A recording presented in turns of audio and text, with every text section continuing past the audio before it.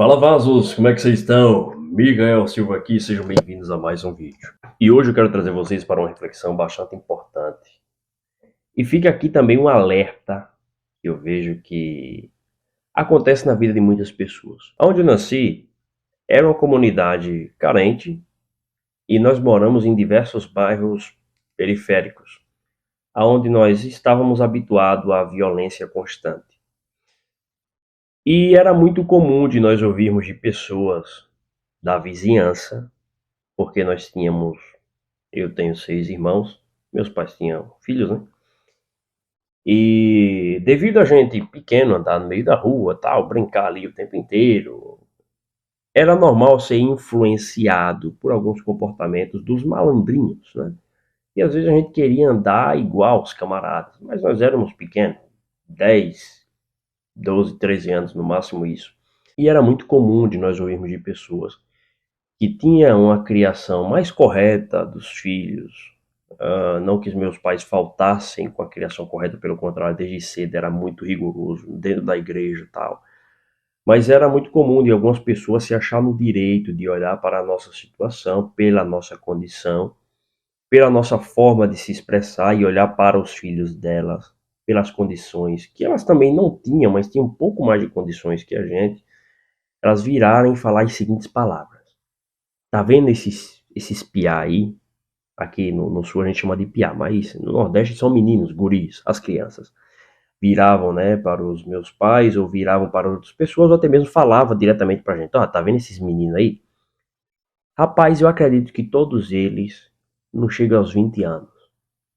Ou a maioria deles vai virar o quê? Traficante e dá porque não presta. E aí era muito normal a gente crescer com isso. Então, eram vários apelidos com esses nomes pejorativos, e as pessoas sempre jogando esse tipo de coisa pra cima da gente. Só que a gente não entendia a realidade, mas os meus pais entendiam. E o mais bonito que eu vejo é que, volta e meia, eu converso muito com o meu pai, né? Então ele sempre fala, meu filho, quando eu fui me casar, eu falei com Deus a qual nós servimos, e pedi para ele que eu queria ter bastante filho, mas que esses meus filhos, Deus não deixasse eles se perderem. E de preferência eu queria tudo homem. Sexo masculino. E ele, naquela sinceridade dele, ele ora bastante, ele lê bastante a Bíblia. E ele fez esse propósito com Deus.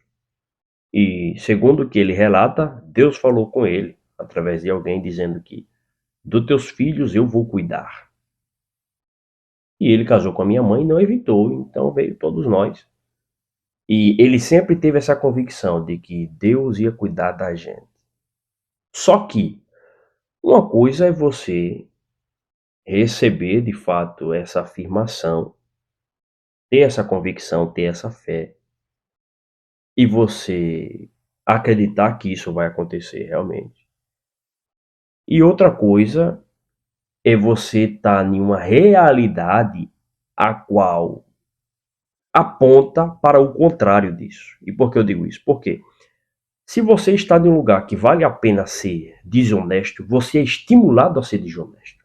Se você está em um bairro a quais as pessoas trabalhadoras são punidas e quem é vagabundo costuma ser recompensado, ou seja, a criminalidade vai compensando no curto prazo para quem a pratica, desde criança, essas crianças elas vão sendo estimuladas a querer fazer parte da vagabundagem.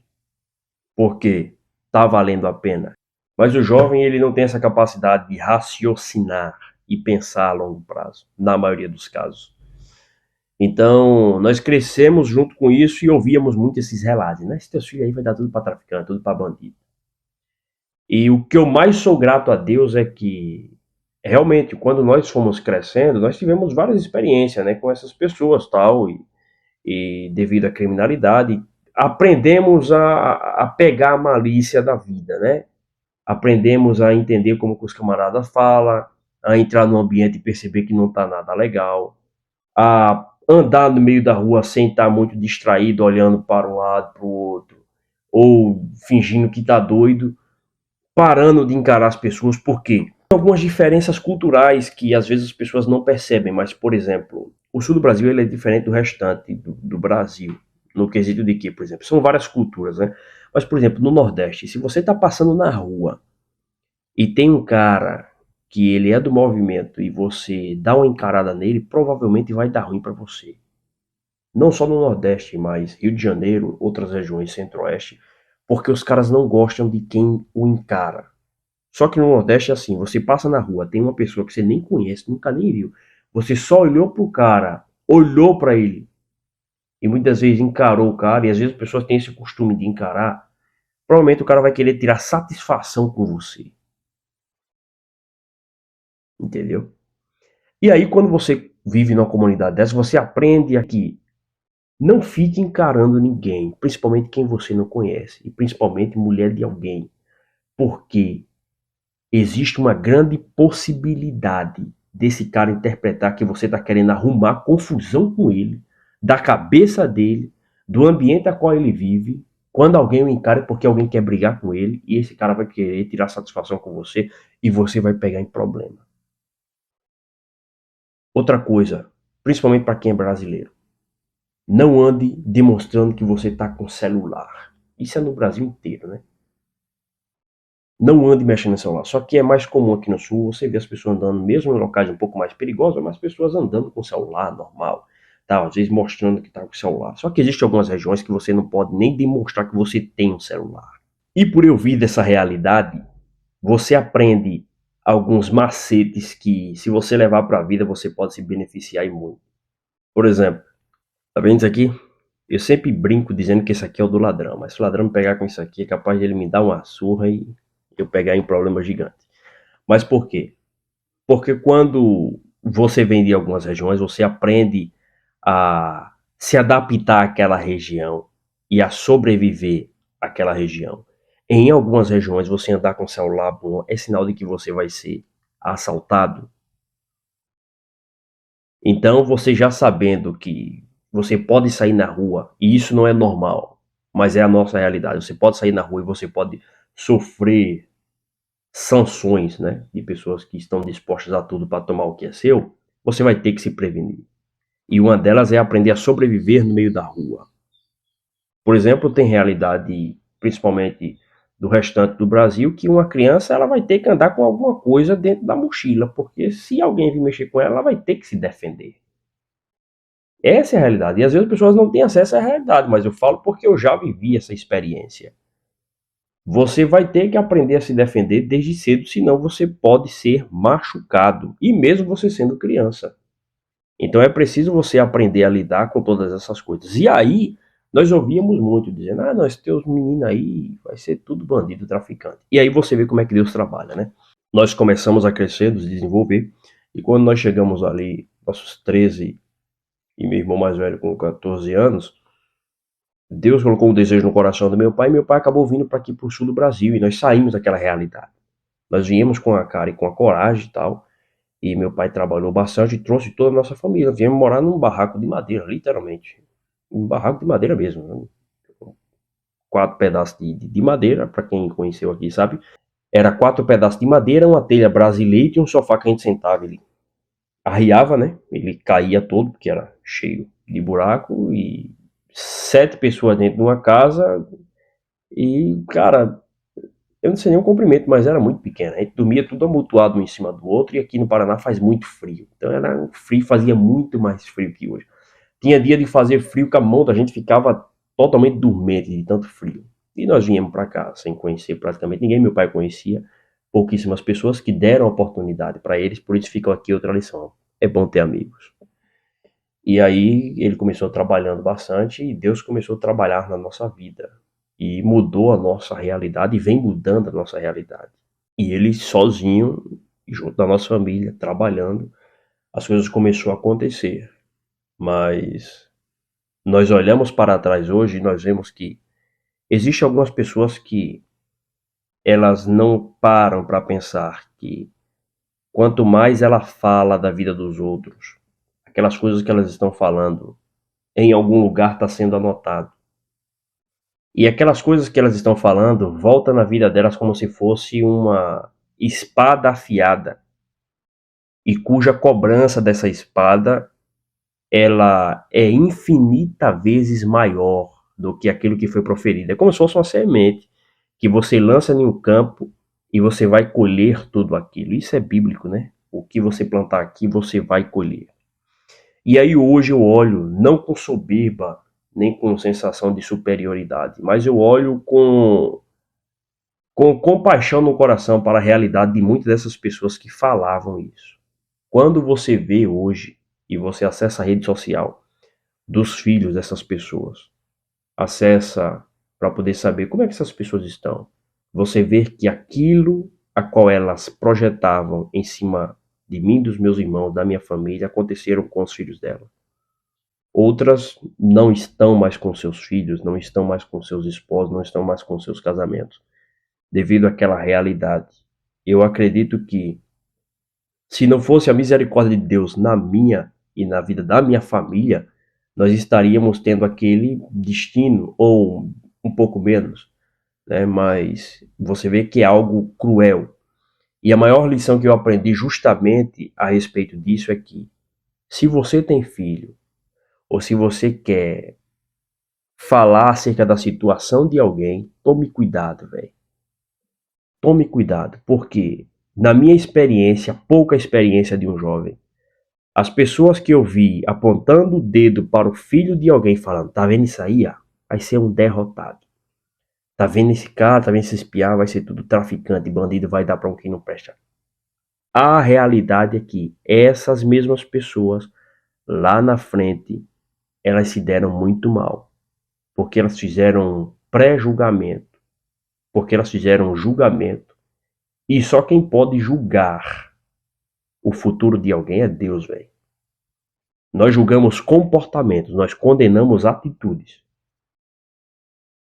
Agora, você querer determinar o futuro de alguém pela capacidade ou pela situação dele hoje, é você querer se colocar no lugar de Deus. E Deus, ele não divide a glória dele com ninguém. Esse é um papel que só cabe a ele. Você pode falar em probabilidades. Poxa, rapaz, se não mudar, pode acontecer isso aqui, mas que Deus tenha misericórdia, vou interceder por essa pessoa. Mas você virar e falar, tá vendo isso aí, ó, vai dar tudo porque não presta. Isso aí não presta pra nada. Isso é assim, assim, assado. Cara, não dá boa, meu. Não dá boa. E algumas pessoas vão dizer que a palavra tem poder. Na realidade é que você precisa tomar cuidado com o que você vai falar, porque você não sabe o dia de amanhã. E principalmente, tomar cuidado com o que você fala acerca da vida dos outros. Porque quem muito fala, muito erra. Eu sei porque eu erro muito, porque eu gosto de falar. Apesar de não ser alguém que fala muito no presencial, mas eu já falei demais. E aprendi um pouco mais a me controlar. Mas é fato, quem fala demais, erra demais.